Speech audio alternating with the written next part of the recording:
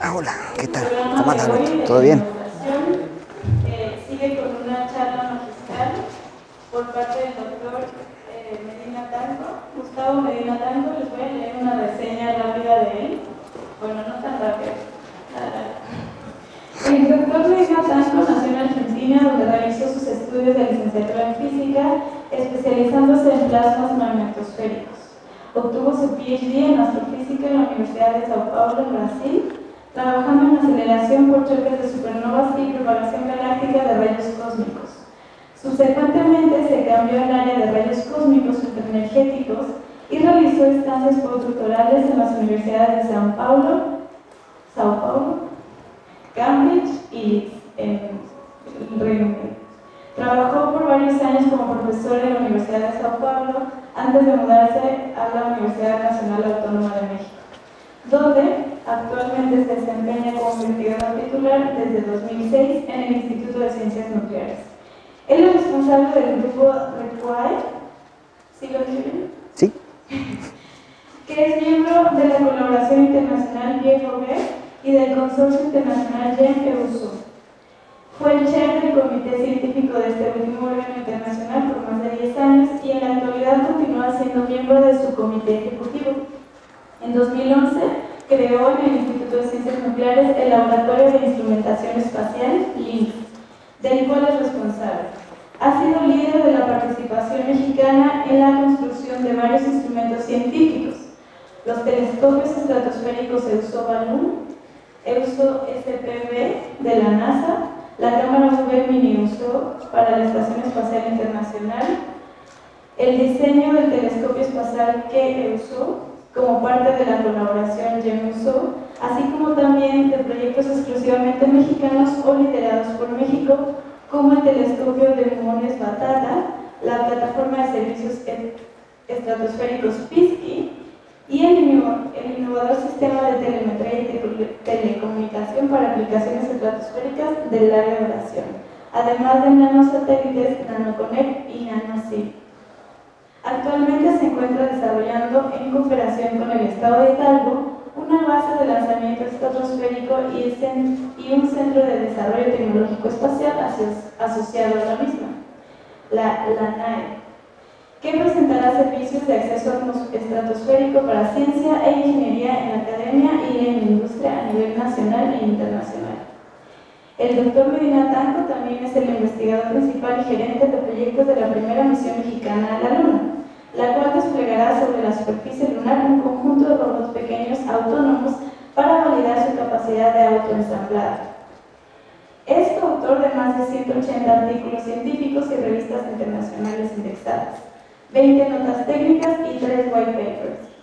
Ha coeditado 9 libros y proferido más de 150 charlas invitadas y seminarios en eventos nacionales e internacionales, contando con más de 8.000 citas. Igualmente, contribuye fuertemente a la formación de recursos humanos especializados en física e ingeniería espacial a través del LINX y sus otros proyectos. Estas actividades han sido recientemente reconocidas por la Academia Internacional de Astronáutica, que lo eligió como miembro en 2016. Es también miembro de la Space University Administration Committee y del Space Astronomy Technical Committee del International Astronautical Federation. Así que démosle la bienvenida, por favor, al doctor Medina Tanco.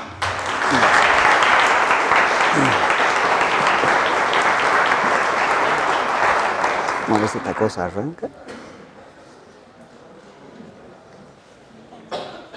tenemos apuntado. Este es apuntado, pero creo que trae usted. Sí, yo tengo el mío. Ahora la cosa es que se conecte. Era el problema de desconectarlo. Creo que esta es la que está un poco mal. Ah, ¿es que vos le pusiste este? No, yo no sé. Esto no es mío. Esto está. Este es de este, ¿no? Sí, entonces pero lo vamos a conectar de nuevo.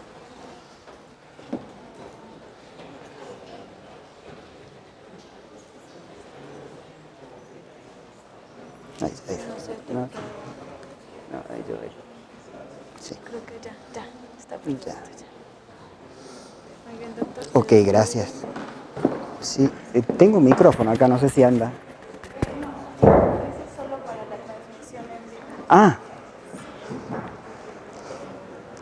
Ok. Bueno, ¿ahí anda? Sí. Ok, buenas tardes. Muchas gracias por la invitación al evento y felicitaciones también por la iniciativa. La verdad que es un gusto ver que todos ustedes estudiantes se organicen así, sobre todo con tantas instituciones, para poder hacer un evento de este tipo en el área espacial, sobre todo, bueno, para nosotros está cerca del corazón, ¿no? Para Pepe y yo en especial. Bueno, les voy a contar un poquitito entonces hoy al respecto de lo que es esta misión robótica mexicana a la Luna, Colmena, que estamos desarrollando desde el Instituto de Ciencias Nucleares con el Laboratorio de Instrumentación Espacial.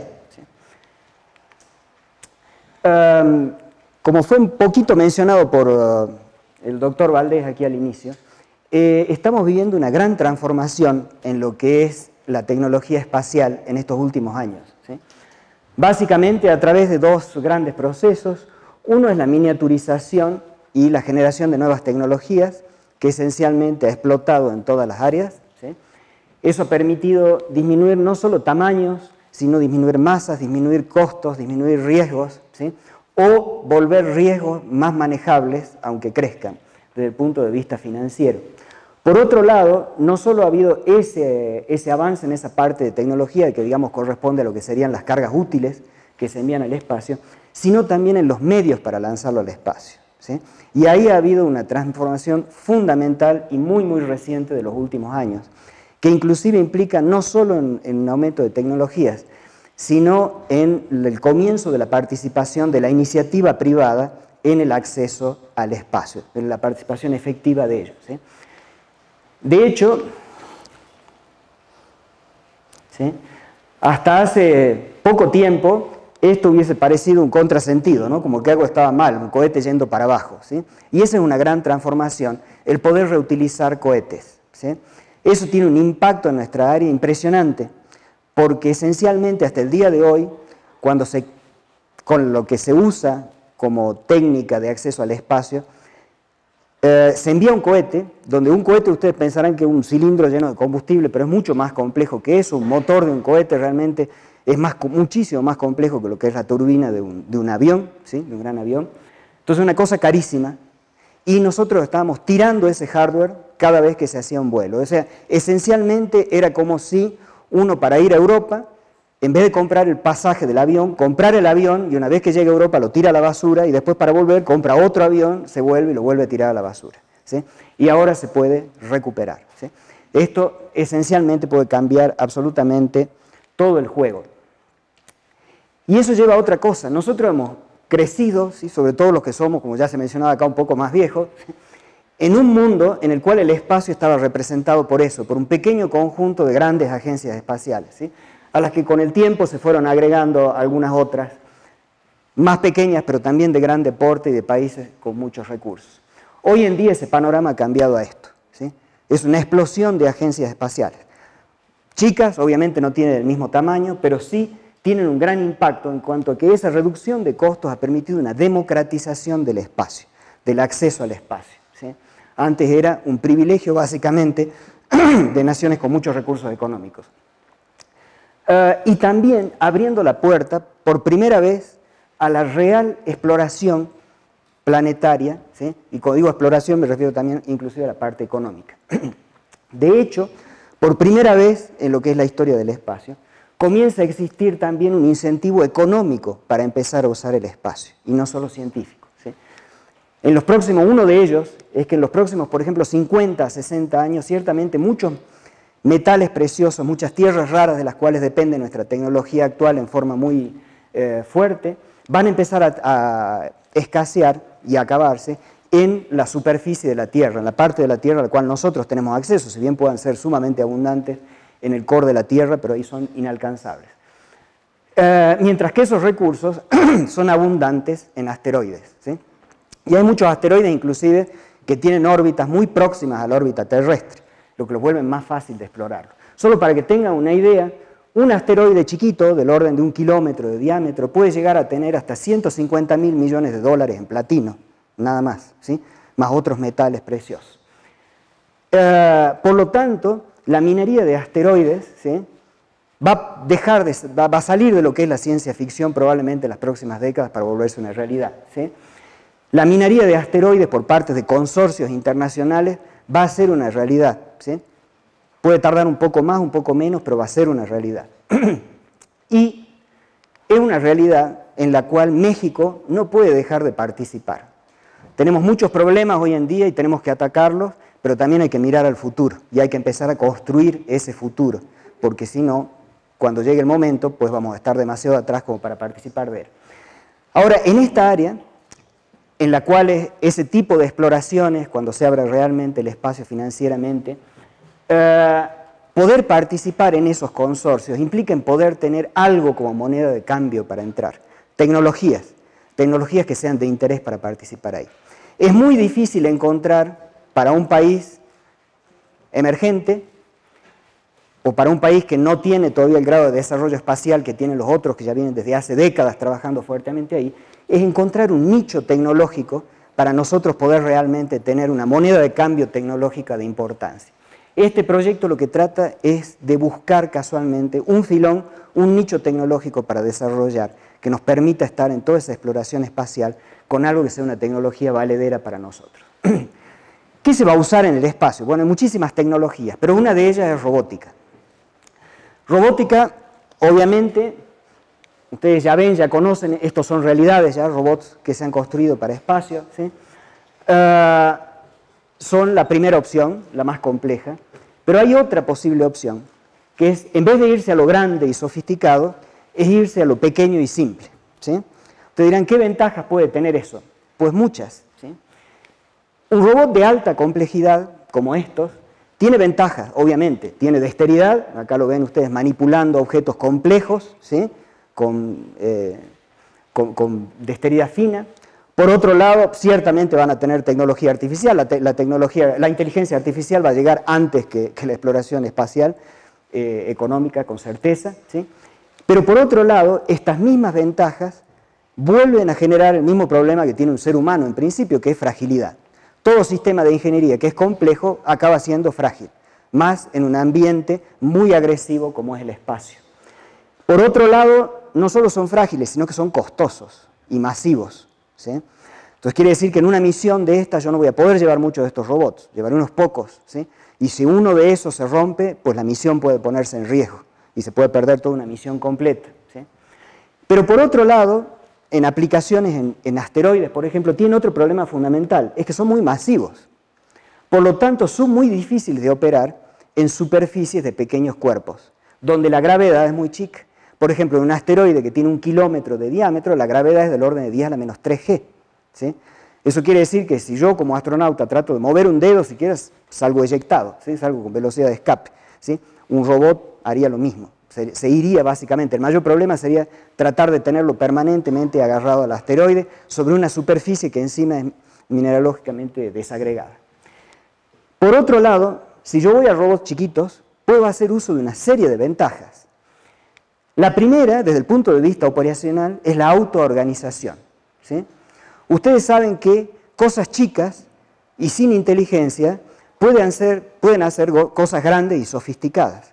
Un ejemplo de eso son ustedes mismos, ¿sí? Todos ustedes son un conjunto de robots relativamente simples. Digo relativamente porque nadie ha conseguido hacer una célula, ¿sí? Pero una célula es mucho más simple que ustedes, no tiene conciencia, una de sus neuronas no se pone a preguntar por qué tiene que estudiar para el examen de la semana que viene, ¿sí? Ni a pensar por qué nació ni por qué está en este mundo, ¿sí? No obstante, si yo junto muchas cosas estúpidas, cuando el número es suficientemente grande, aparentemente surgen cosas inteligentes, ¿sí? Es decir, podemos hacer uso de la complejidad, ¿sí? Para hacer cosas muy grandes y muy difíciles. La otra ventaja es que son baratos. Yo puedo darme el lujo de perder varios, puedo hacer grandes cantidades y puedo perderlos sin mayor problema, sin que la misión sea afectada. Porque en vez de tener 2 o 3, yo puedo tener 1 millón, ¿sí? Por otro lado, son simples, y simplicidad desde el punto de vista de ingeniería quiere decir robusteza, ¿sí? Robusteza a nivel de unidad y robusteza a nivel de sistema integrado, ¿sí? Por otro lado, son reemplazables, como son baratos, son chicos, yo puedo llevar mucho más de los que necesito, y eventualmente voy usando en la medida en que se necesita. Si voy a construir estructuras, por ejemplo, me pueden dar hasta otras ventajas. Imagínense si yo construyo una estructura con un robot, complejo, ese robot complejo hace lo que haría yo, ¿sí? Si fuera un inuit y quiere construir un iglú, se para en el medio y empieza a poner pedazos de hielo hasta que hace todo el iglú, ¿sí? O ladrillos o lo que sea. Pero lo primero que va a pasar cuando se haga una estructura de esa es que va a venir un pequeño meteorito y le va a hacer un agujero, ¿sí? Garantizado. Una vez que tenga un agujero, ¿qué es lo que tiene que hacer un robot grande? Tiene que detectar que hay un agujero, tiene que identificar dónde está el agujero y tiene que definir una estrategia para llegar hasta el lugar donde está el agujero y conseguir taparlo. Y puede ser que la estructura, ¿sí?, se puede armar con un objeto pesado, pero no se puede acceder después a posteriori con un objeto pesado, o sea, puede ser esencialmente irreparable también. Mientras que si yo, por ejemplo, hago que cada ladrillo de esa estructura sea un robot, ¿sí?, como es su cuerpo, ¿sí?, ¿qué es lo que les pasa a ustedes cuando yo los pincho con un alfiler? ¿Ustedes se tienen que estar preocupando por eso, más allá del primer ¡ay! Inicial? No. Su cuerpo va a empezar a hacer todo lo que tenga que hacer para repararlo, se va a curar. Es decir, cada uno de los que está al lado del daño va a empezar a reaccionar a gradientes químicos, a señales eléctricas, a lo que sea, y va a empezar a resolver ese problema y a recuperar la estructura, ¿sí? Entonces puedo hacer estructuras que se curen solas, por ejemplo, ¿sí? Tiene otra gran ventaja: si tienen poca masa, pueden operar mucho más fácilmente en ambientes de miligravedad o microgravedad, ¿sí?, sin ser eyectados de eso. Obviamente tienen desventajas, no son inteligentes, ¿sí? Es decir, problemas complejos o cosas que se salgan, eventos, contextos que se salgan de aquellas situaciones para las que ellos han sido programados, pues no los van a poder resolver, por más que van a tener cierta adaptatividad, ¿sí? Vean que esa es otra ventaja. Aunque no tenga inteligencia, ustedes pueden nacer con una pierna más corta que la otra, pero van a salir caminando. No van a caminar tan bien, pero van a caminar, ¿sí? O sea, eso es adaptación, y un sistema complejo lo puede hacer. Y por supuesto tienen asociado una versatilidad limitada, porque yo los tengo que programar para un cierto abanico de situaciones que yo quiero resolver o tareas específicas que quiero realizar. A esa la van a hacer muy bien, a otras no, simplemente sale. Decía, estos nunca van a reemplazar a esto muy probablemente, pero sí van a ser complementarios, ¿sí? Y esa es un poco la idea entonces, que esa es la contribución para la que vamos, ¿sí? Entonces, esta es nuestra opción de desarrollar esa tecnología. Nadie lo ha hecho en el mundo hasta hoy. México va a ser el primero, ¿sí? Más importante que la misión sea en la Luna es que nosotros desarrollemos esa tecnología, es la filosofía, ¿sí?, de hacerlo. Entonces, ahí es un sector en el cual nosotros podemos ser los pioneros y podemos mantenernos a la vanguardia de eso. Eso es tan cierto que la propia empresa que nos lleva a la Luna, al segundo viaje, si sale bien el primero, nos lo da gratis para que sigamos avanzando en esas tecnologías, ¿sí? Como un ejemplo de esos problemas de trabajar en esos ambientes, justo en estos momentos está ocurriendo esta misión, Hayabusa 2, en un asteroide que se llama Ryugu, ¿sí?, que es chiquitito, son 900 metros de diámetro, ¿sí? Y vean que acá ellos tienen que trabajar con sondas. Estas son sondas básicamente para hacer mediciones, pero son cosas chicas, ¿sí?, no grandes, porque a esas gravedades no se pueden asegurar en la superficie. O sea, estamos yendo en la dirección correcta. Pero lo que nosotros queremos hacer, obviamente, con Colmena, es ir mucho más allá de la exploración. Nosotros no queremos solamente un robot de exploración. Lo que queremos es una plataforma de cooperación, ¿sí?, una plataforma de sistemas que sean capaces de implementar operaciones cooperativas en superficies planetarias o asteroidales expuestas al medio interplanetario, ¿sí?, con todos los problemas de ingeniería, radiación, vacío, etcétera, plasmas que eso presenta, ¿sí? Entonces, la misión que estamos haciendo es una misión que fundamentalmente es un demostrativo de ese primer desarrollo. Es un conjunto de robots, son 9 robots independientes. Ellos no son coordinados por nadie externo, son solamente observados. Ellos tienen una misión para hacer y la realizan, la tienen codificada en sus leyes de interacción, ¿sí? Entonces son capaces de interactuar entre ellos. Entonces, dada suficiente energía, tiempo, ¿sí?, y leyes de interacción, ellos deben navegar solos sobre la superficie lunar, desde que comienzan a actuar en la misión, encontrarse, aglomerarse físicamente hasta formar un único clúster y conectarse eléctricamente, que no es trivial, para que cada uno de sus paneles solares forme un conjunto con un único panel solar. Es decir, ya estarían formando una estructura que es significativa desde el punto de vista de aplicaciones espaciales, que es construir en definitiva un panel solar, ¿sí? Eso con estas 9 unidades. Este tipo de misión, por todas las complejidades que tiene una superficie expuesta planetaria, no puede ser validada simplemente en laboratorio. Tiene que ser hecha efectivamente en una superficie expuesta al medio interplanetario. Entonces, para eso, el laboratorio de validación que debe ser realista y que hemos elegido es la Luna, ¿sí? Entonces, para ahí que vamos. Para eso, la parte del viaje, obviamente, no es lo que hacemos nosotros, para eso contratamos una empresa, esencialmente o con ULA o SpaceX, más el lander Peregrine de la empresa Astrobotics, vamos a ir hasta la Luna. Ellos nos dan transporte hasta la superficie lunar y telemetría desde la Luna hasta Tierra, a nuestro centro de control propio aquí en la UNAM, ¿sí?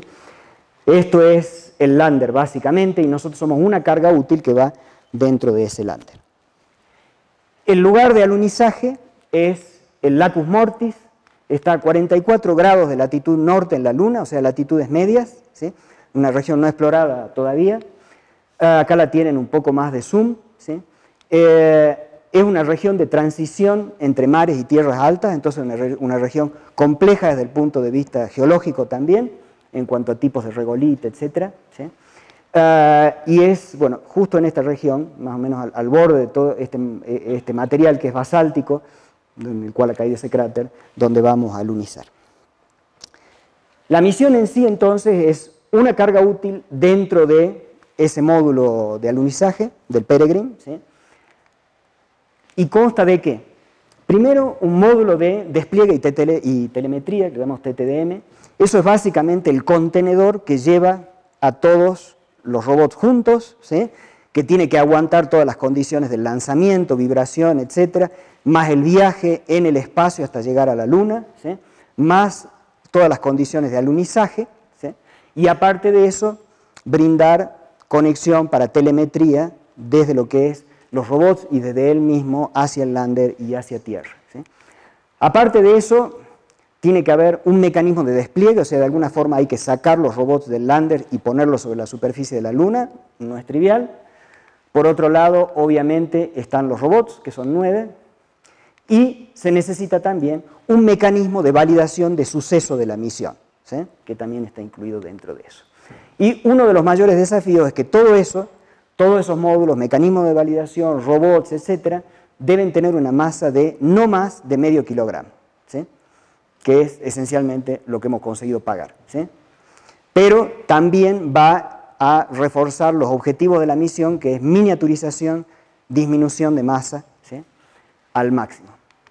Bueno, se probaron, no voy a mostrar porque no tenemos tiempo, pero aproximadamente 7 tipos completamente diferentes de robots para cumplir con ese tipo de misión. Finalmente se llegó a que esto era lo más adaptado para eso, y de eso ya se han hecho 3 versiones diferentes también en cuanto a diseño y prototipado, ¿sí? Pero básicamente aquí lo ven, es una estructura aplanada, ¿sí? Que tiene una serie de dientes acá a la vuelta, se parece con un engranaje, pero no es un engranaje mecánico.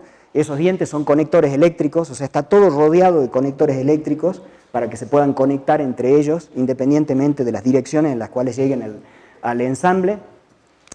Paneles solares, obviamente, y ruedas para movilizarse. Explotado, esto es lo que es el sistema, ¿sí? Es una estructura toroidal que es la base del soporte mecánico del robot. Esa estructura no es simple para nada, adentro tiene también toda una serie de espiras y sistemas de generación y medición de campos magnéticos embutidos dentro del toroide. Aparte de eso, está recubierta con, o sea, es en realidad un PCB tridimensional, ¿sí? Donde tiene conectores, pistas, etcétera, para conectar todo eso con los PCBs. Todo esto no tiene un solo cable, ¿sí? Porque cables significarían masa y riesgo al tener soldaduras, ¿sí? Entonces, todos son contactos con algunos materiales especiales entre PCBs, pads y pistas. Eso contiene en el centro un único PCB y ese PCB contiene toda la electrónica completa del sistema, ¿sí? Con todos sus subsistemas. Tiene 2 motores independientes que pueden ser operados en forma independiente, otra estructura de soporte para esencialmente unir sólidamente los motores a la estructura del toroide, ¿sí?, y al PCB, y después paneles solares. Todo el sistema es reversible, tiene paneles solares por los dos lados, tiene su centro de masa en el centro geométrico del robot, ¿sí?, está todo diseñado para que el centro se mantenga ahí, cosa que él puede operar en cualquier posición, ¿sí?, no importa cómo caiga o se dé vuelta, él sigue andando y comprende qué es lo que está haciendo y en qué situación está, ¿sí? Por lo tanto, tiene también paneles solares entonces de los dos lados. Lo único que no está acá es un pequeño sistema que hubo que agregarle, que no está puesto aquí, que es un sistema de almacenamiento emergencial de energía, ¿sí?, porque no tiene baterías. Ese es otro gran problema, ¿sí? No puede tener baterías porque esencialmente tiene muy poca masa, las baterías serían muy pequeñas y esencialmente se descargarían completamente y probablemente se arruinarían, se degradarían durante todo el periodo de viaje hasta la superficie lunar a las condiciones que va a ser sometida. Entonces acá lo ven básicamente, las dimensiones son más o menos 8.5 casi centímetros de diámetro y unos 4 centímetros de altura, ¿sí?, y la masa total no puede superar los 40 gramos de cada robot, ¿sí? Eso da 360 gramos para el conjunto de robots, quedan 140 gramos para todo lo que es completo el otro sistema de deployment, telemetría, etcétera, del TTDM. Ahí va el PCB contiene todo este sistema, dentro de toda esta pequeña estructura hay paneles solares, sistema de energía de emergencia, condicionamiento de potencia en diversos voltajes, computadoras de bordo, monitores de corriente y voltaje, monitores de conexión, sensores de proximidad, sensores direccionales de potencial electromagnético, conectores omnidireccionales, sistemas de telecomunicaciones en varias frecuencias, giróscopos, acelerómetros, sistemas de navegación autónoma, más reversibilidad física en cuanto a su operación. Y la idea es que después se encajan de esta forma, se encuentren y se conectan poniéndose en contacto, ¿sí? Entonces tiene dos niveles de suceso la misión. El primero es de aglomeración, ¿sí?, y el segundo de conexión efectiva eléctrica en el menor número de clústeres posible. Uno le gustaría que quede un único clúster, un gran panel. Bueno. Acá lo ven, este es el primer prototipo funcional en escala 1:1 del robot, no está completo, obviamente le falta todo lo que es metalizaciones externas, etcétera, que son muy caras, ¿sí? Entonces para este tipo de prototipo no están ahí. Este tiene la primera versión que se logró con 37 gramos, ¿sí?, y ya tiene todos los subsistemas que les he dicho ahí adentro, ¿sí? Acá lo pueden ver un poco abierto ahí en sus entrañas. Todo esto es fabricado en el ICN, ¿sí?, no solo fabricado, sino también validado, caracterizado, etcétera, ¿sí?, en sus diversos niveles para la parte de electrónica. Solo para que tengan una idea, de nuevo comparativa, estos son los robotcitos nuestros, 8 centímetros de diámetro, 37 gramos de masa, ¿sí? Esta es la versión más grande que lo que vamos a hacer, el día de mañana obviamente tendrán que ser mucho menores que esto. Compárenlo con lo que está en este momento en la misión en Ryugu, que tiene básicamente 18 centímetros y 1.1 kilogramos de masa, ¿sí?, cada uno de esos bichitos. Son escalas completamente diferentes y no tienen movilidad como esto. Para que tengan una idea de cómo andamos en masa, que es uno de nuestros problemas más críticos, básicamente de este modelo ya es la tercera generación, ¿sí?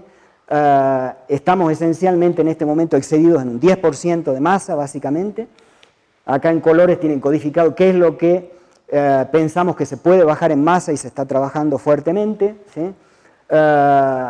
En verde son las cosas que están estables, es decir, ya consideramos que es prácticamente imposible disminuir masas de esas cosas, ¿sí? Y acá, no sé cómo llamarle este color, medio marrón, esencialmente lo que puede aumentar en masa hasta 1 gramo o algo así, ¿sí? Pero más o menos estamos ahí, ¿sí? A un 10% ya estamos llegando a la masa correcta con toda la funcionalidad electrónica.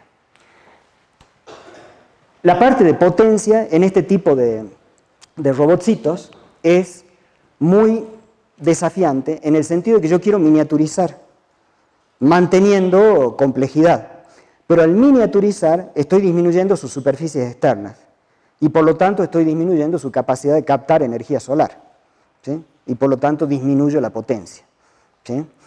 Y lo que es peor, pues disminuye con el área, ¿no? Entonces va con R al cuadrado, o sea, disminuye fuerte a medida que yo miniaturizo. Entonces es un problema fuerte la parte de potencia. Más aún, hay una serie de problemas a considerar, son terrenos que son imprevisibles. Yo tengo O sea, yo no puedo saber dónde voy a caer, ni cuál va a ser la pendiente del terreno.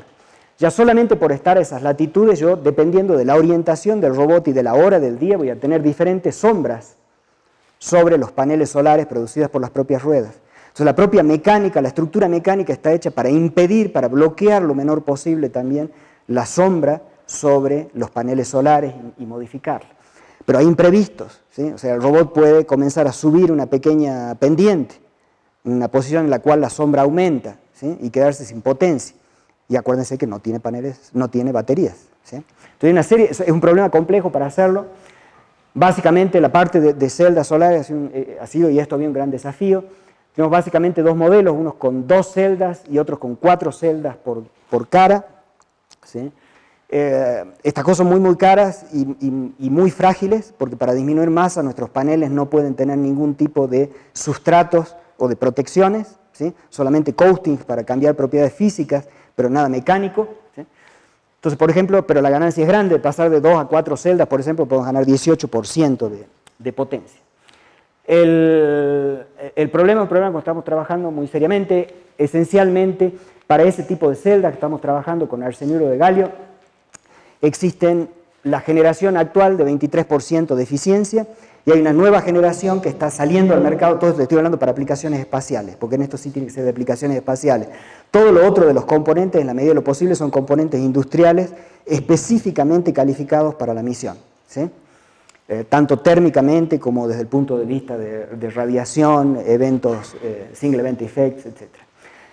Entonces, esencialmente acá tienen, por ejemplo, diferentes modos de operación de los robots en diferentes condiciones de la evolución del sistema, y acá los porcentajes de consumo, ¿sí?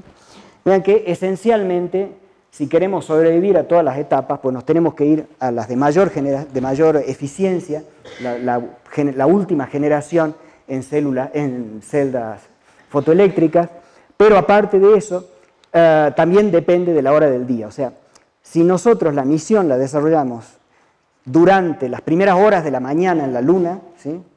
Un día en la Luna obviamente dura más de 13 días, ¿no? Terrestres, pero entonces si lo hacemos tipo hasta las 9 o 10 de la mañana, ¿sí? En la Luna, entonces estamos en condiciones en que la sombra no es tan grande, en las peores posiciones inclusive, y básicamente estamos dentro de los consumos que pueden ser dados por el sistema de potencia en todos los modos operacionales, pero si la misión se atrasa hasta el mediodía, por ejemplo, en ese caso hay lugares en los que empezamos a tener problemas con algunos modos operacionales. Todas estas no solo se ataca al sistema de potencia, sino a la estrategia de operación, ¿sí? Es cómo operar dinámicamente, elegir cómo operar según la cantidad de energía que está siendo producida por los paneles solares a cada momento, ¿sí? De tal modo de asegurarse de nunca dejar morir el microprocesador, por ejemplo, ¿sí?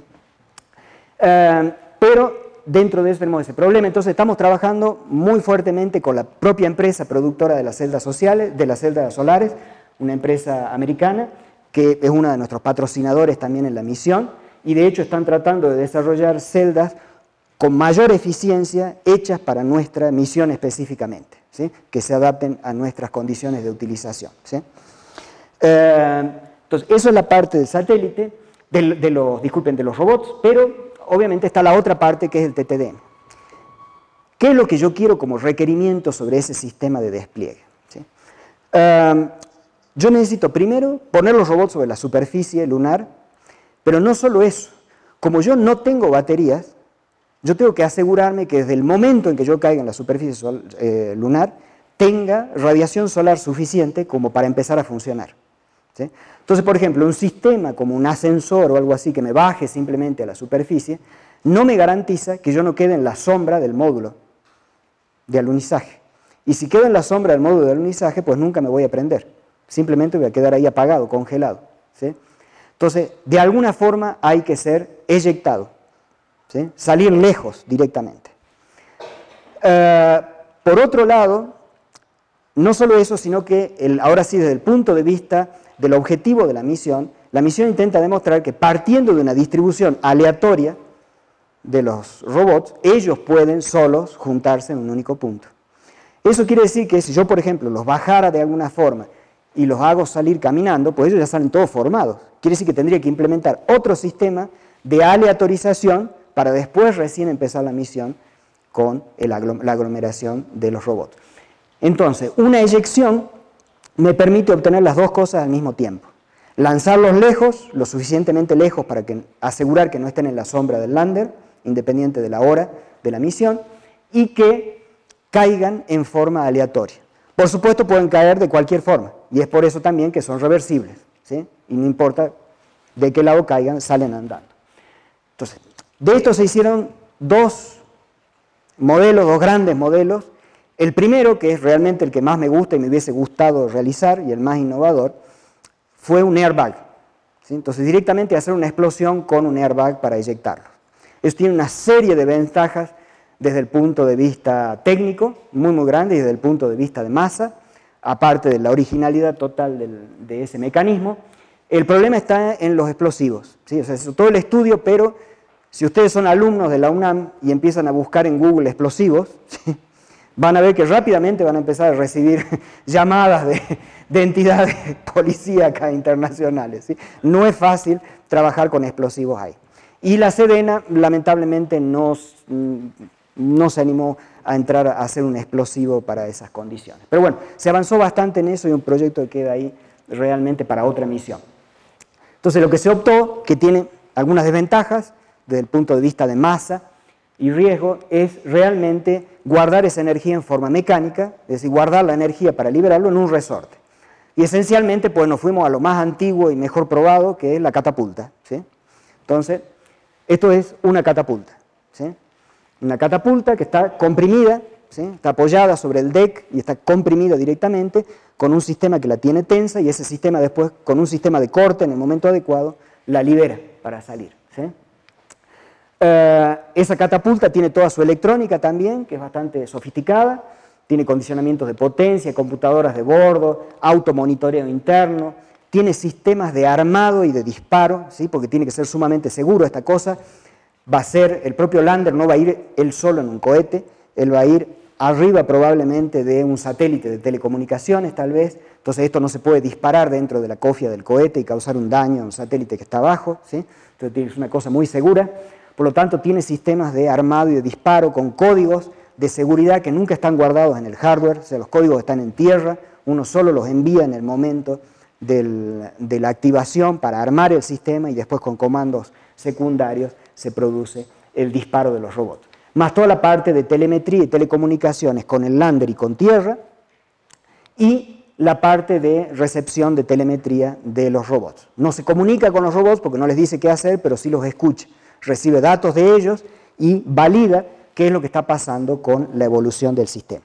Entonces, así va cuando está completamente comprimida. En esa posición está durante el lanzamiento, el viaje hasta la Luna y el alunizaje, y después se va a expandir, ¿sí?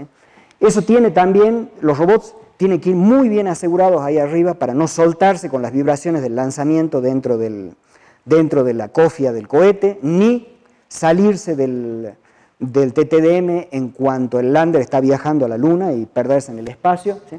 Entonces, para eso, esto tiene una cubierta de una tela muy especial, ¿sí? Con un componente que también hemos conseguido con otro de nuestros patrocinadores en Estados Unidos, pero conseguimos el hilo, ¿sí?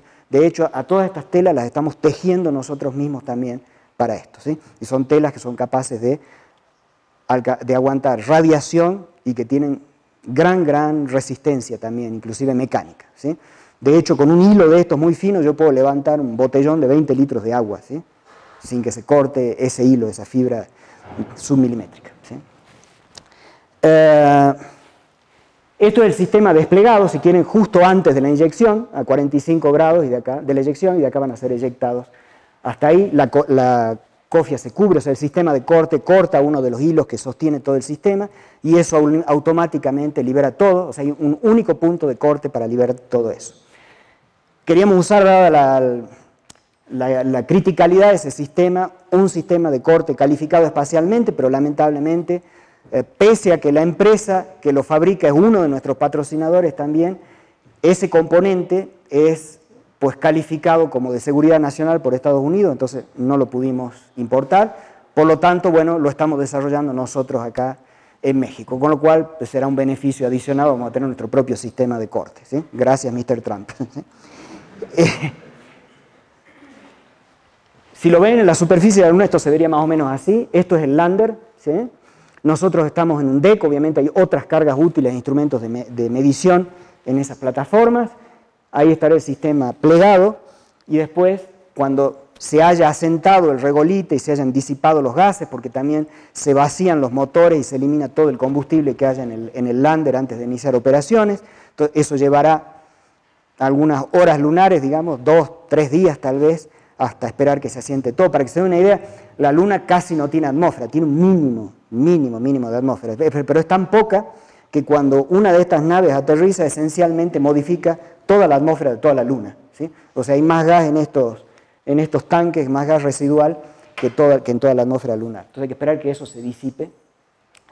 Después serán arrojados, tienen que salir a una distancia entre 8 y 15 metros, más de 8 para asegurar que no estamos nunca a la sombra del lander, menos de 15 para asegurar que tenemos potencia para comunicarnos con el lander, ¿sí? Porque estas son cositas muy chiquititas, y potencia es lo que nos falta, ¿sí?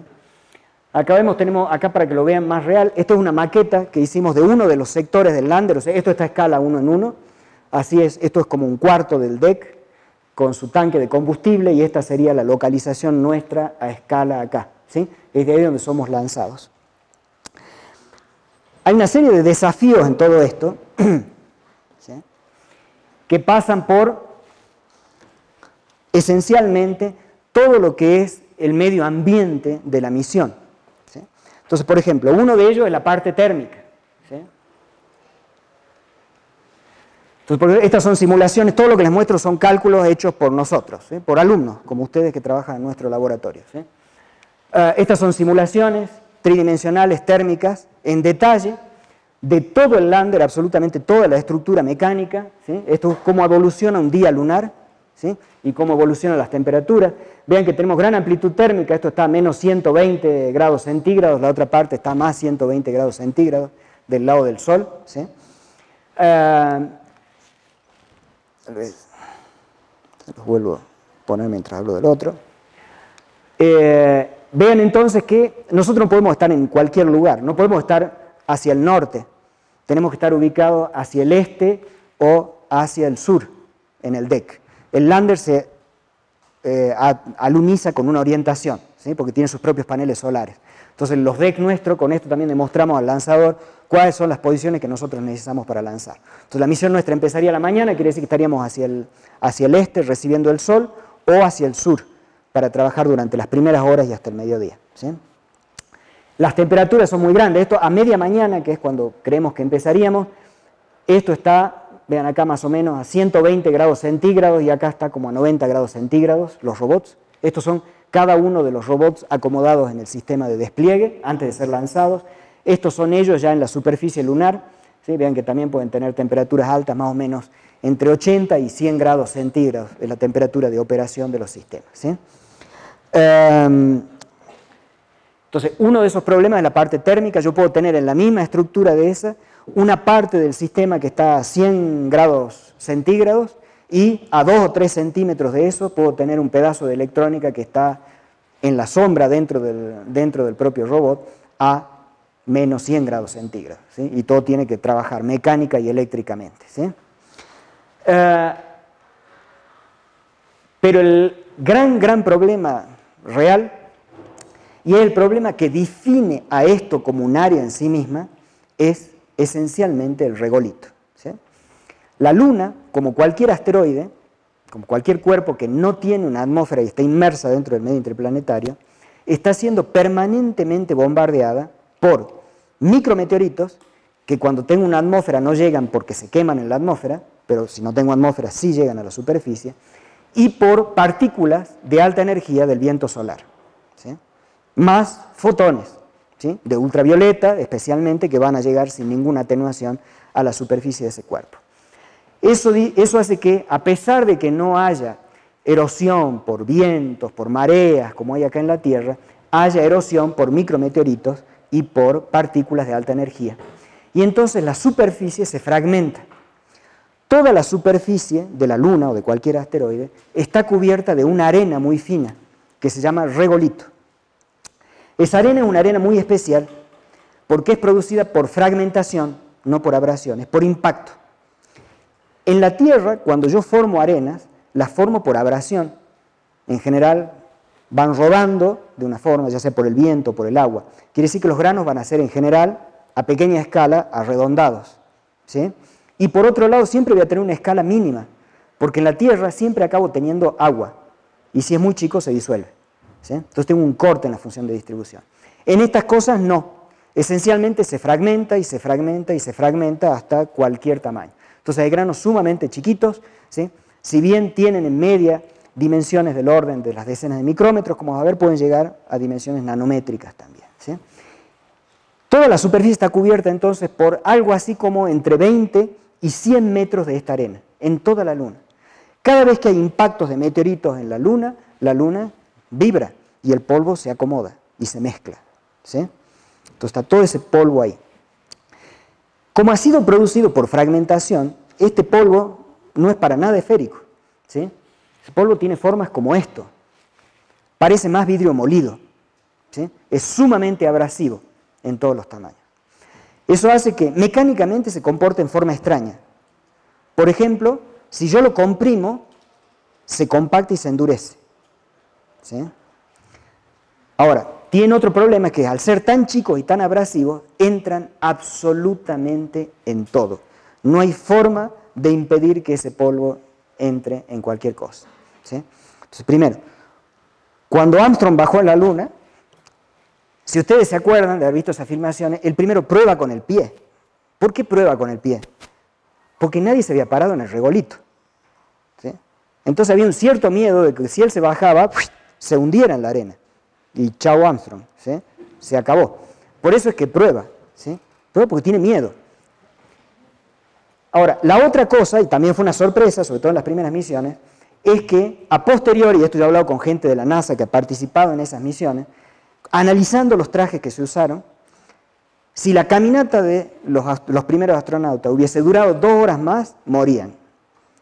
Porque se había empezado a meter el regolito en las partes de metal que juntan los guantes con el resto del traje y las estaban empezando a destruir, ¿sí? Entonces se quedaban un poco más en ese ambiente, directamente iban a perder vedación, ¿sí? Entonces eso es un problema para salud de astronautas, etc., pero un problema para mecanismos. Y para nosotros, obviamente, un gran problema, ¿sí? Porque todos nuestros sistemas son baratos y chiquititos, ¿sí? No han sido hechos por la ESA con motores específicamente desarrollados para trabajar en ese ambiente, con excesos de presurización interna ni nada que puedan aguantar eso. Nosotros vamos realmente a sobrevivir durante un cierto tiempo. Pero eso es una filosofía de trabajo. Yo puedo hacer eso y la misión costaría, o cada motor, porque de hecho lo he averiguado, ¿sí? O sea, una empresa de Estados Unidos, porque estos motores no existen, estaba dispuesta a hacerme motores para eso, pero es un desarrollo de tecnología, pero el costo por motor hubiese sido del orden de $1 millón, ¿sí? En cada motor, para operar en eso, ¿sí? La otra, y eso es lo que hacen las grandes agencias, y por eso es tan caro. Con toda esta miniaturización, lo que uno puede hacer es decir, ¿cuánto tiempo yo quiero sobrevivir? ¿1 hora? Pues uso un motor barato que yo califico que va a sobrevivir 1 hora. Le hago todo lo que tenga que tener para que dure 1 hora. Y va. Y entonces me puede costar $100, ¿sí? En vez de $1 millón. ¿Sí? Y ahí está la gran ventaja. Y eso se aplica a todos los componentes de uso espacial, ¿sí? Es calificar para lo que uno va a hacer específicamente y no comprar algo que está calificado para aguantar en cualquier situación, ¿sí? Bueno, ahora bien, ese regolito también se va a cargar electrostáticamente porque está siendo bombardeado por fotones ultravioletas que le van a arrancar electrones, ¿sí? Cuando eso se carga, los granos más chiquititos van a empezar a levitar. Toda la superficie de la Luna se va a cargar y tiene un campo electrostático. De hecho, en el lado diurno hay un campo electrostático del orden de los 10 volts por metro, ¿sí? En el lado nocturno es todavía mayor. Entonces, el polvo se levanta y flota. Flota hasta una cierta distancia en la cual esos granos cargados neutralizan ese campo electrostático. Forman un plasma y dentro de un plasma, ustedes sabrán, los que ya están más avanzados en física, que esa longitud a la cual yo neutralizo ese plasma se llama longitud de Debye, ¿sí? Entonces hay una cierta longitud característica para la cual yo hago una neutralización de esos campos. Quiere decir que ese polvo se levanta y flota a esa altura. forma como nubes ahí, ¿sí? Y eso se ha visto, ¿sí? Estas son fotografías del horizonte en la Luna, sacadas por naves que están en la superficie lunar. El Sol ya se ha perdido en el horizonte, pero ilumina al polvo que está flotando sobre la superficie. Y acá hay un espacio en el medio, chiquitito. Esa longitud de Debye es del orden de los 20 a 30 centímetros. Entonces, esto hace con que un robot chiquitito es algo muy diferente de un robot grande escalado. Esto es otra física. ¿Sí? Cuando yo soy un robot grande, todos los fenómenos estos me pasan en los pies. ¿Sí? Cuando yo soy un robot chiquitito, yo vivo ahí adentro. ¿Sí? Todos mis sistemas son afectados por eso. Esas nubes de polvo hacen con que me llueva polvo, que está cargado electrostáticamente y que es radiactivo de paso, ¿sí? Porque ha sido también impactado por partículas de alta energía. ¿Sí? Me va a llover, me va a tapar paneles solares, se puede meter dentro de los motores, se puede meter en la electrónica, etc. ¿Sí? Eso afecta todo lo que es el desempeño de sensores, telecomunicaciones, locomoción, la supervivencia de todos los componentes electrónicos. Va a producir abrasión en todas las piezas móviles, ¿sí? Y va a oscurecer los paneles solares si es que no se toman medidas de mitigación, ¿sí? Entonces, eso es un punto fuerte de estudio. Eso es lo que nos vuelve originales haciendo estas cosas chicas, ¿sí? Son problemas específicos. Pero, por supuesto, para probar esas cosas también hemos desarrollado nuestro propio regolite. Entonces, en la región en que estamos, es muy difícil prever cuál es la función de distribución de granos de regolite, ¿sí? Eso varía según las regiones que está de la superficie de la Luna, especialmente si son marías o si son tierras altas. Acá las pueden ver, pero básicamente todas tienen picos en torno de las decenas de micrones, ¿sí? Y disminuyen después casi a cero a los pocos milímetros, y de ahí tienen colas que se extienden abajo de los micrones y hasta nanómetros, ¿sí? Entonces hemos hecho promedios de lo que se puede esperar en esas regiones y hemos fabricado algunos kilos de lo que ha llevado meses de hacerlo, ¿sí? Con basaltos que se parecen a los de la Luna, pequeñas muestras que usamos para pruebas de motores, pruebas de ruedas, de diseño, etc. Por otro lado, también estamos desarrollando con menor calidad, ya no reproduciendo la función de distribución, sino más o menos asegurándonos de tener las escalas de tamaño adecuadas, una cantidad mucho mayor, 6 metros cúbicos de ese material, para una piscina que vamos a estar instalando en el próximo mes, probablemente en el ICN, mucho más grande, ya de 4 por 4 metros, para poder hacer pruebas de toda la evolución de la misión dentro de ese medio, ¿sí? Pero aparte de eso hay otro problema con el regolite muy grande, ¿sí? Y es que, es lo siguiente, imagínense que si yo no tengo nada en la Luna es homogénea, ese polvo simplemente se va a elevar por los campos electrostáticos y lo que yo voy a tener es algo así, ¿no? O sea, una cosa horizontalmente homogénea, ¿sí? Y después tiene un gradiente vertical de densidades. Ahora, en cuanto yo pongo un robot ahí adentro, todo cambia.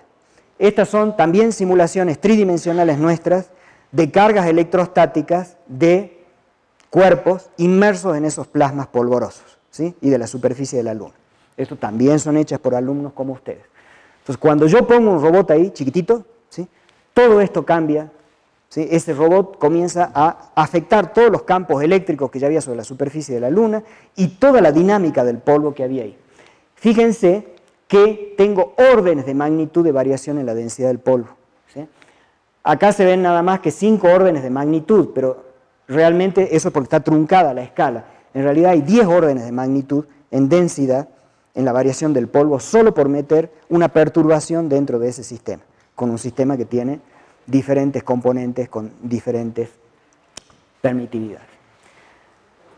Por empezar, genera una columna, ¿sí? Entonces el robot se ve rodeado de una columna de polvo. Eso quiere decir que si yo me quiero comunicar, yo tengo que pasar ahora por toda esa columna de polvo que está en flotación.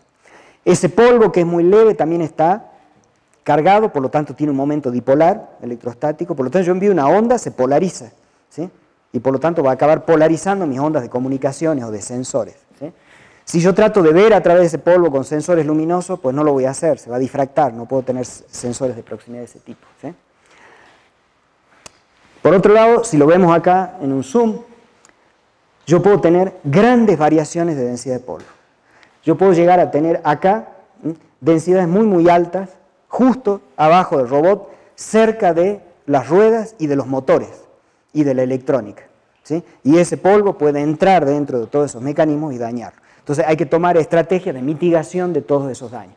Una de esas estrategias de mitigación ya está hecha en esta simulación, que es básicamente, yo puedo tratar las superficies. Entonces, por ejemplo, estos son los paneles solares que están acá arriba, que han sido tratados con un coating que tiene una determinada función de trabajo, de tal modo de tener un potencial intermediario para que el polvo sea repelido por los paneles solares. Solos, no hay nada, ¿eh? O sea, él se carga al potencial justo para que el polvo prefiera irse a esta nube de acá, ¿sí? O al suelo, que caerse arriba del panel solar. Entonces yo puedo asegurarme de tratar de mantener los paneles solares despejados con cosas de esas, ¿sí? Otro problema es que eso es un solo robot, pero yo tengo varios. Y cuando pongo más de un robot, ahora tienen una interacción electrostática que depende de su distancia, hecha a través del plasma polvoroso, ¿sí? Y puedo tener diferencias de potencial importantes. Por ejemplo, la parte de abajo del robot yo puedo estar a menos 5 volts y arriba a 8 volts. Quiere decir, tengo 13 volts de diferencia a lo largo de la electrónica, ¿sí? Yo estoy trabajando con potenciales en mi electrónica de 1.1 volts, de 3 volts, ¿sí? Entonces, realmente, problemas que uno tiene que mitigar. Por otro lado, cuando yo me empiezo a acercar con dos robots, pues puedo tener grandes diferencias de potencial y tener esencialmente arcos, ¿no? Chispas que van de un robot a otro. Es un ambiente completamente diferente de lo que la intuición de ustedes les podría hacer pensar. ¿Sí? La otra parte importante es software, ¿sí? Estos bichos tienen que tener todo su sistema de navegación, de control, de telecomunicaciones, más toda su estrategia de navegación basada en reglas de interacción, porque yo le tengo que codificar dentro de sus reglas cómo tienen que evoluir, porque en definitiva mi sistema va a tener que evolucionar, ¿sí? O sea, los robots, ¿sí?, van a empezar a moverse, van a empezar a censar el medio ambiente, ¿sí? Esto parece un jueguito de Pac-Man, pero en realidad todo está contemplado acá adentro, ¿sí? Los radares, ellos interactúan con sus radares, tienen metidos errores de diseño en la electrónica, el hecho de que patinen o no y con diferentes parámetros, ¿sí? O sea, toda la física está metida ahí, del hardware dentro del software para navegar. Y eso hay que optimizarlo hasta que se obtenga un sistema que es capaz de navegar hasta la aglomeración con la eficiencia que se desee, ¿sí? Como ejemplo, simplemente, esto se hace para absolutamente todos los parámetros, pero el software evoluciona junto con el hardware en el diseño, ¿sí? Entonces, por ejemplo, yo tengo un radar dentro del robot, ese radar puede tener un diferente ángulo de apertura del lóbulo principal para sus mediciones, ¿sí? No es trivial obtener esos ángulos, porque es muy difícil a la frecuencia en que trabajamos en un robot tan chiquitito nosotros controlar la forma de esos lóbulos para los radares, ¿sí? Entonces esto está llevado al límite realmente de tecnología en eso. Pero entonces nosotros podemos agarrar y ver diferentes parámetros de diseño, ¿sí?, si es que afectan o no y cómo afectan los objetivos de la misión. Y en base a eso ir redefiniendo los que son requerimientos de la misión y requerimientos del hardware y software, para que todo evolucione juntos, ¿sí? Entonces, por ejemplo, acá yo puedo cambiar el ángulo de apertura de ese lóbulo principal. Estos son los números, digamos, esto es la frecuencia con la cual en N simulaciones del sistema, de la evolución del sistema, me aparecen clústeres de diferente tamaño, ¿sí? Lo que yo quiero es tener un único clúster con 9, ¿sí?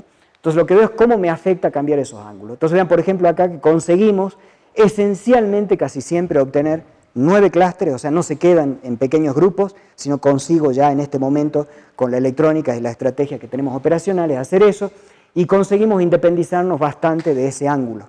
¿Qué es lo que cambia? O sea, se siguen aglomerando. Lo que cambia es, por ejemplo, el número de pasos, ¿sí?, para diferentes ángulos de apertura, con los cuales yo llego a obtener el objetivo de la misión. Y el número de pasos quiere decir tiempo, ¿sí?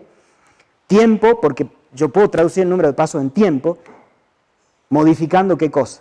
Velocidad de rotaciones de los motores, ¿sí?, eficiencia de censado del medio ambiente para tomar decisiones, o sea, todo está acoplado. No es simplemente que yo diga yo voy más rápido, ¿sí? Quiere decir muchas más cosas, ir más rápido, quiere decir evolucionar más rápido, ¿sí? Entonces yo todo eso lo puedo hacer junto. Una vez que yo tengo un software de esos, tengo otro problema. Yo voy a tener un hermoso programa escrito en C, ¿sí?, gigantesco, con un montón de líneas, que no voy a conseguir meter en el microprocesador ni aunque las vacas tosan, ¿sí? O sea, es gigantesco. Se lo tengo que optimizar de alguna forma y lo tengo que particularizar para esos sistemas miniaturizados. Entonces, una vez que tenemos eso, un poco emulando lo que hace el cerebro, por ejemplo, cuando escucha sonidos para identificar voces, el software se parametriza, o sea, perdemos toda la estructura de software que un ser humano puede entender, ¿sí? Se parametriza el software, ¿sí? Y ese vector de parámetros después es discretizado en un espacio de n dimensiones y se le trata de disminuir la dimensionalidad a eso hasta que se consigue un vector que consiga entrar dentro del microprocesador.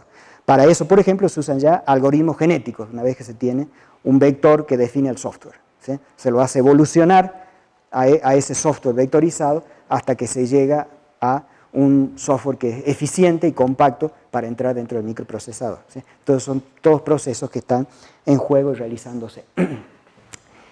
El perfil de la misión, para que lo sepan, es el siguiente. El lanzamiento comienza acá, ¿sí? Entonces hay toda una etapa de lanzamiento y viaje hasta la Luna. Primero se hacen 1 o 2 órbitas en órbita LEO, es decir, en órbita baja, a unos 500 kilómetros de altura. Después se parte para un punto de transferencia geoestacionaria, ¿sí? Y a partir de ahí se separa el lander y probablemente el satélite de telecomunicaciones que vaya abajo va rumbo a su órbita y nosotros salimos en el lander rumbo a la Luna. Y de ahí empieza un viaje que, dependiendo de las condiciones orbitales que se utilicen, puede durar entre 30 y 120 días, ¿sí? Porque uno va viajando barato, ¿sí? O sea, no somos los astronautas que viajan en 3 días, ¿eh? O sea, de la forma bruta de llegar, yo le meto combustible al cohete y voy, ¿no? Así, ¡zum!, en línea recta. Las formas baratas, pues llevan mucho tiempo, ¿sí? Pero llego económicamente. Entonces eso, 30 a 120 días. Dentro de esos 30 o 120 días, todo el sistema va a estar ciclando térmicamente entre menos 120 y más 120 grados centígrados. Es decir, todos nuestros resortes mecánicos, todas nuestras estructuras, nuestra electrónica va a estar calentándose y enfriándose, ¿sí? Durante, esencialmente, tal vez hasta 4 meses en el peor de los casos. Después de eso es la entrada en órbita de la Luna y finalmente el descenso. Se desciende al comienzo de un día lunar, ¿sí? ¿Qué tan temprano? Pues depende de una cierta serie de condiciones orbitales, pero digamos, poco después del amanecer. El amanecer no es un buen momento para bajar porque es cuando viene el terminador, ¿sí? Que es esencialmente como si fuera una pared de polvo que viene desplazándose electrostáticamente, avanzando con el amanecer, ¿sí? Entonces, después que amaneció, se desciende. De ahí se espera un cierto tiempo a determinar hasta que las condiciones son favorables, o sea, se han evacuado todos los motores, se ha asentado todo el polvo, se han disipado los gases y ahí comienza la misión. Esencialmente, somos eyectados, si todo sale bien, si hemos sobrevivido al viaje, ¿sí? Todo esto implica grandes riesgos, obviamente, eso es una cosa que hay que aprender, cuando se hace espacio hay riesgos, ¿sí? Y muchas veces se pierde, hay demasiados factores en juego. Si todo sale bien, empezamos acá. La misión de aglomeración debería durar, es decir, va a estar tuneada para durar alrededor de 2 a 3 horas, hasta que ellos se encuentren. Viajan despacito, se mueven muy despacio en ese medio, ¿sí? Para no enterrarse en el polvo ni nada. ¿Y por qué 2 o 3 horas? Porque realmente no creemos que los motores sean capaces de sobrevivir más de ese tiempo en esas condiciones, ¿sí? Entonces va a perder movilidad al cabo de algunas horas. Entonces, desde el momento en que son eyectados, es una carrera contra el tiempo la aglomeración, ¿sí? Una vez que se hace eso, se cumplen los primeros objetivos de la misión. A partir de ahí, el sistema esencialmente se queda midiendo. Él tiene sus propios medidores de corrientes, temperaturas, etcétera, va a estar haciendo mediciones que esencialmente van a caracterizar lo que es esa capa de plasma polvoroso a menos de una longitud de Debye de la superficie lunar que no ha sido caracterizada hasta ahora. Entonces, hasta lo que sobrevivan, ¿sí? La parte de movilidad ya estará perdida, pero la parte de senseo y todo, la electrónica esperamos que funcione, van a estar todavía calientes, entonces no debería haber problema, seguirían funcionando hasta el final del primer día, ¿sí? En cuanto empiece a atardecer, la temperatura cae rápidamente y los robots pues, se van a congelar. Toda la misión termina, el lander junto con todas sus otras cargas útiles, termina la misión también en cuanto anochece, se apaga, las otras cargas también probablemente mueren. El lander va a hacer un intento de encenderse al amanecer del segundo día lunar, solamente para validar la parte de tecnología de ellos, a ver si consiguieron sobrevivir a la noche, que es uno de los problemas más grandes en la Luna. Y hemos conseguido negociar con ellos que si ellos consiguieron sobrevivir, sin costo, nos van a tratar de dar energía y todo para ver si nosotros sobrevivimos, el TTDM primero, y ver si los robots sobrevivieron. Si los robots sobrevivieron, deberían haber acumulado polvo durante la noche, y ese polvo es una medición importante de la dinámica del plasma en la superficie. Entonces, esa medición sería importante si es que se consigue hacer, ¿sí? Y eso sería la duración de la misión. Con eso básicamente termino, pero les quiero mostrar quién es la gente que hace esto. Son estudiantes, ¿sí? Son esencialmente una población fluctuante de entre 30 a 50 estudiantes que van cambiando según sus diferentes escalas académicas. Algunos se van quedando con nosotros en diferentes categorías, pero esencialmente cubrimos todas las áreas, ¿sí? Nuestro grupo es completamente multidisciplinar, ¿sí? Para hacer estas cosas. Entonces tenemos todas las áreas de ingeniería, física, astronomía, matemáticas, estadística. Tenemos también inclusive gente de abogacía colaborando con nosotros, artistas y, aunque no lo crean, hasta psicólogos, ¿sí? Todos colaboran de una forma o de otra, brindando una perspectiva diferente para resolver problemas que son esencialmente muy complejos y multidisciplinares, ¿sí? Esto no es todo el grupo, es solamente la mitad, es difícil juntarlos a todos juntos, ¿sí? Pero por lo menos acá tienen una idea de la gente que hay por atrás. Y el otro elemento importante, que es la última transparencia, es esto, es que todas estas cosas se hacen, por lo menos en nuestro laboratorio, con una extensa colaboración, no solo con instituciones, sino también con empresas, ¿sí? Con empresas que son compañeras nuestras en toda esta aventura y nos ayudan también a desarrollar tecnologías de punta. No por altruismo, sino porque esto es tecnología de punta, nos sirve a nosotros y les sirve a ellos, ¿sí? Entonces tenemos a una de las mayores empresas químicas del mundo, mayores empresas de paneles solares, empresas de soldaduras, distribuidores, una de las grandes empresas de componentes electrónicos, una de las mayores empresas de conectores espaciales, empresas de telecomunicaciones espaciales, empresas de instrumentos de medición, etcétera, que trabajan con nosotros estrechamente. Y con eso les doy las gracias.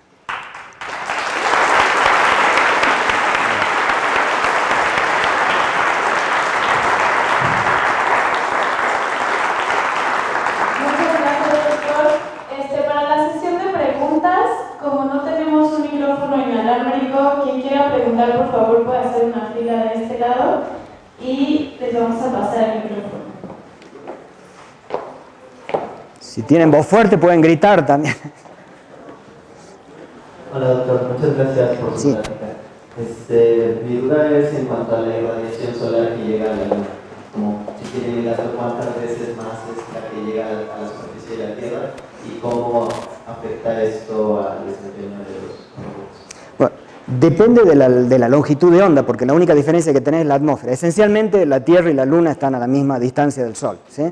Entonces, fuera de lo que es la atmósfera, el flujo es exactamente el mismo. La única diferencia es la atmósfera. Hay una diferencia más o menos de un 20% de absorción ahí. Entonces, no es tanto eso. Lo que sí es importante es qué longitudes de onda llegan, porque eso que te digo es en el flujo total de energía. Pero en la parte ultravioleta, ¿sí?, lo que llega acá a la superficie terrestre es casi nada, ¿sí?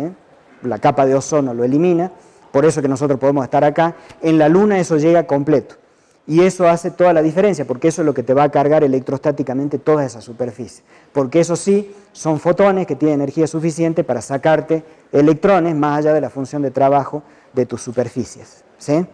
Entonces, ahí donde viene la diferencia. La otra cosa importante son las partículas de alta energía, eso sí, ahí la diferencia es inmensa. Todas esas partículas son paradas por la magnetósfera de la Tierra, en su gran mayoría, acá, mientras que allá llegan y bombardean directamente la superficie y te pueden producir transformaciones nucleares en los granos que están en la superficie y volverlos radioactivos, ¿sí?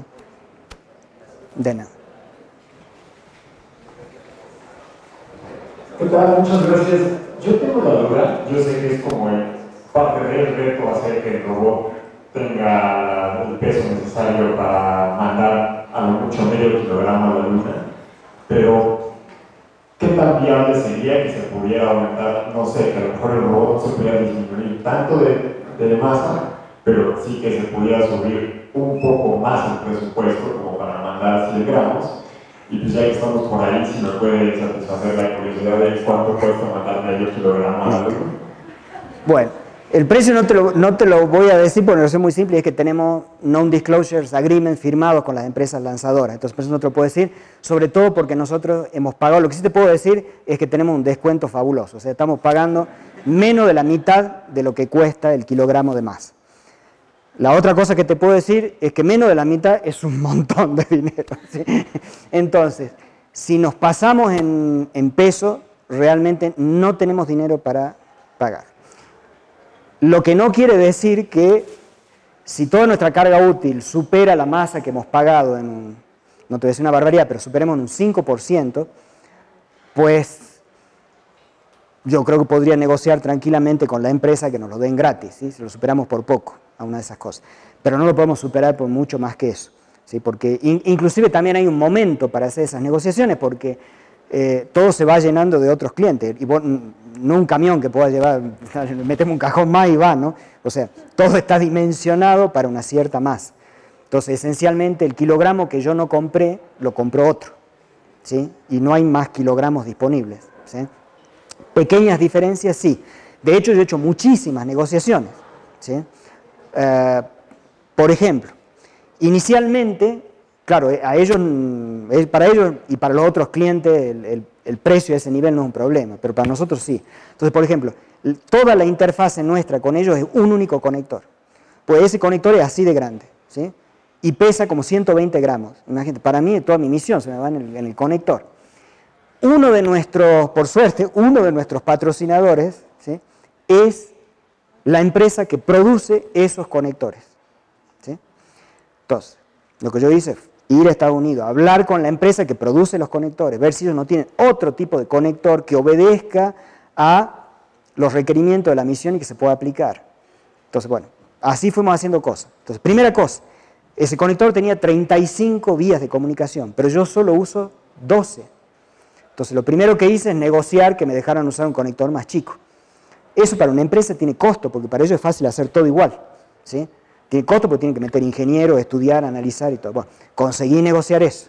Una vez que negocié eso, dije, bueno, pero ahora existe otro conector que es más liviano y que cumple con eso. Entonces hicimos reuniones con la empresa que los fabrica los conectores, que tiene interés en que se vendan esos conectores que son de más alta de nueva generación, más el lanzador, y negociamos hasta que conseguimos usar ese conector de esa nueva generación, que es no solo más chico, sino más leve, ¿sí? Entonces ahí reduje. O sea, uno va negociando, ¿sí? Y vas transformando, digamos, a los codazos, pero vas ahorrando dinero. En el último momento, porque o le vas transfiriendo cosas. Por ejemplo, por default, los tornillos con los cuales yo agarro mi carga útil al deck son míos. Entonces empecé a discutir, bueno, pero para mí los tornillos no son míos, ¿sí? Los tornillos deben ser de ustedes. Entonces ahí viene toda otra discusión, conseguís pasarle los tornillos, ahí te vas sacando gramos, eso es dinero, ¿sí? En realidad le estás transfiriendo dinero de alguna forma, pero lo haces negociado de esa forma. Para eso vos tenés que tener justificativas técnicas y les tenés que demostrar o tener un buen argumento para transferirles un problema o para hacerles cambiar de una opción técnica que para ellos tiene costo también y que el costo lo paguen ellos y no yo, ¿sí? Entonces esas cosas las podés hacer, pero es toda una negociación. O sea, una de estas misiones también tiene todo eso por atrás, toda esa logística de negociación con los lanzadores y la parte operacional. De nada. Hola, buenas tardes. Sí. Pues igual, hablando sobre los patrocinadores, le quiero preguntar varias curiosidades al respecto. ¿Usted entonces buscó a cada patrocinador o los patrocinadores que veo que tiene su control se acercaban a usted? Es un proceso. A los primeros los tenés que ir buscando. Después de un tiempo empiezan a aparecer. ¿Sí? Una vez que te empezás a consolidar, que se empieza a conocer la misión, que se ve la importancia, que se ve que hay otros patrocinadores que también participan, etcétera, vos ya vas cambiando también tu posición de negociar. O sea, los primeros tenés que ir vos y convencerlos y que pedirle por favor, a los últimos pues ya es más fácil y sacar más cosas. Todo es negociación, sí. ¿Cuánto tiempo duró ese proceso? De todo se hace concomitantemente. Lo que pasa es que muchos de estos también no solo empezaron en la misión en la Luna, nosotros ya hemos hecho muchas misiones antes, ¿sí? Hemos hecho 2 telescopios estratosféricos grandes, uno de media tonelada con la Agencia Espacial Francesa que hemos volado de Canadá, desde Timmins, otro de 1,5 toneladas que hemos volado con la NASA desde Huanaca. Todo ese tiempo hemos ido juntando, pero digamos, todo esto es el efecto también de 10 años de trabajo dentro de eso. ¿Sí? ¿Qué recomendarías para que otros proyectos científicos buscaran seguir ese paso? Pues simplemente confiar en que lo que se está haciendo tiene el nivel y la calidad para hacerlo y salir a buscar, porque como te digo, sobre todo al principio, pues nadie te va a venir a buscar a vos, ¿no? O sea, tenés que salir a buscar y es think out of the box, tanto en la tecnología como en el financiamiento, ¿sí? Es obvio que uno de los mayores trabas que tiene nuestro país para el desarrollo de tecnología espacial es financiamiento, ¿sí? CONACYT, ya para ciencia básica en este momento, desde el punto de vista de nivel de financiamiento, voy a decir insuficiente, ¿sí? O sea, hace N años que los valores máximos son de 2 millones para los proyectos, la inflación es de 7 años cada año, ¿sí? De 7% cada año, entonces eso ha ido decayendo a lo largo de las décadas. Yo hace 12 años que llegué al país eran 2 millones y creo que si hubiese venido 10 años antes hubiese sido también 2 millones. Encima ni siquiera te dan los 2 millones, en general los recortan. Ya para hacer ciencia básica eso es limitadísimo, para hacer tecnología espacial es nada. Y no hay nadie más que financie. Entonces de algún lado tiene que salir el dinero. Entonces si uno quiere hacer tecnología espacial, pues en el país se va a tener, yo creo por lo menos, que desarrollar por fuerza con la inversión privada, de alguna forma, ¿sí? Puede haber una semilla, obviamente la UNAM es una semilla, ¿no? O sea, nosotros vivimos acá adentro, en nuestra casa, ¿sí? Y es la que nos da. Pero esa es la semilla. Al futuro yo creo que, como en todo el mundo, pero acá especialmente, va a tener que venir de la inversión privada. De alguna forma vamos a tener que hacer joint venture. Es un área de ciencia y tecnología que es diferente de las otras ciencias más básicas, ¿sí? Y ya para... Bueno, entonces, muchas gracias. De nada. Buenas tardes. Sí. ¿Cómo se resolvió el sistema de comunicaciones en el aspecto de la radio y la antena? ¿Es con tablas, se diseñó? No. Todo, absolutamente todo lo que ves es diseñado por nosotros y construido por nosotros. Todo es específico para esta misión. Todo, desde antenas, sistemas de telecomunicaciones, todo. ¿Sí? O sea, los componentes, sí, el microprocesador obviamente no lo mandamos nosotros a imprimir, ¿sí? Lo seleccionamos, después de probar montones y de calificarlos con radiación, con choques térmicos, etc. Pero todo el diseño de todas y cada una de las partes, la construcción de todas y cada una de las partes son nuestras, ¿sí? Hay algunas cosas de materiales específicas, tipos de materiales para usar y todo, que sí los hacemos teniendo casualmente un contacto más íntimo con empresas que los pueden desarrollar para nosotros a esos materiales. Nosotros no somos especialistas en materiales. O por ejemplo, como el caso de paneles solares, que hay un límite para lo que podemos comprar en eficiencia, pero no es suficiente, entonces la propia empresa tiene interés en desarrollar un panel solar específico para la misión. Entonces esa parte, pero podría decir que los desarrollamos en conjunto, o sea, nosotros los validamos, los testeamos, los caracterizamos, les damos la motivación, y ellos lo fabrican y lo producen, ¿sí? Y en cuanto a la radio y la antena que han ocupado, bueno, ¿qué tipo de radio es? ¿Cómo? ¿Qué tipo de comunicación entre los robots y lander? Los protocolos son todos propietarios, son diseñados específicamente para nosotros porque tenemos que trabajar de una forma muy económica, sumamente eficiente. Frecuencias trabajamos alrededor de 2 GHz, ¿sí? En realidad estamos utilizando todo lo que es el rango que se utiliza para Bluetooth y Wi-Fi, especializado más en la parte que se usa para Bluetooth, porque no hay nadie más que use Bluetooth. Entonces, si nosotros nos metemos dentro de esas bandas, de alguna de esas bandas, nos aseguramos de no interferir en ninguna otra de las cargas útiles, ¿sí? Porque ese otro problema también es que todo el mundo, son varias cargas útiles, o sea, son todos proyectos que independientemente se van desarrollando. Y con eso no existe el mismo grado de coordinación. Entonces, si yo puede pasar que, y sobre todo en la parte de comunicaciones, que tome una decisión de estrategia de telecomunicaciones, que después, más adelante, me dé cuenta con que entra en conflicto o con otra carga útil o con el lander. Y en ese caso estaría en problema. Entonces, todo es propietario, todo es en bandas que sabemos que no se van a utilizar, pero dentro de eso las utilizamos en una forma muy especial, porque las utilizamos tanto para trabajar como radares, para hacer senseo y determinar dónde están los otros robots, como también eventualmente para comunicación. Nena. La última pregunta. ¿Cuáles son los principales objetivos que no pasan? El principal objetivo a largo plazo es de desarrollar casualmente, bueno, varios. Primero, desarrollar recursos humanos, ¿sí?